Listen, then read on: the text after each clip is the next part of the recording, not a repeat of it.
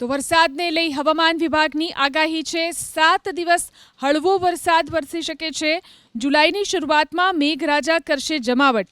રાજ્યમાં વરસશે જોરદાર વરસાદ। આગાહી કરી છે હવામાન વિભાગે, જે મુજબ આગામી 7 દિવસ અલગ અલગ વિસ્તારમાં હળવાથી મધ્યમ વરસાદ થઈ શકે। જુલાઈ માસની શરૂઆતમાં જ રાજ્યમાં મેઘરાજા જોરદાર જમાવટ કરશે।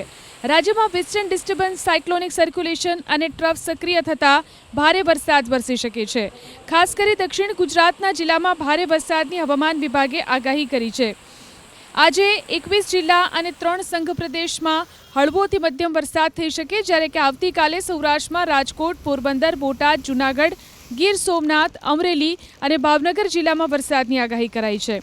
તો મધ્ય ગુજરાતમાં વડોદરા, આણંદ, પંચમહાલ, દાહોદ, છોટાઉદેપુરમાં પણ હળવા વરસાદની આગાહી છે। દક્ષિણ ગુજરાતમાં ભરૂચ, નર્મદા, સુરત, તાપી, નવસારી, ડાંગ, વલસાડમાં પણ વરસાદની આગાહી છે। તો સંઘ પ્રદેશ, દીવ, દમણ અને દાદરા નગર હવેલીમાં પણ હળવાથી મધ્યમ વરસાદની આગાહી છે। દરિયાકાંઠાના વિસ્તારોમાં 40થી 60 કિલોમીટર પ્રતિ કલાકની ઝડપે પવન ફૂંકાઈ શકે। પવન સાથે વરસાદની આગાહીને પગલે 1 અને 2 જુલાઈએ માછીમારોને દરિયો ન ખેડવા સૂચન કરવામાં આવ્યું છે।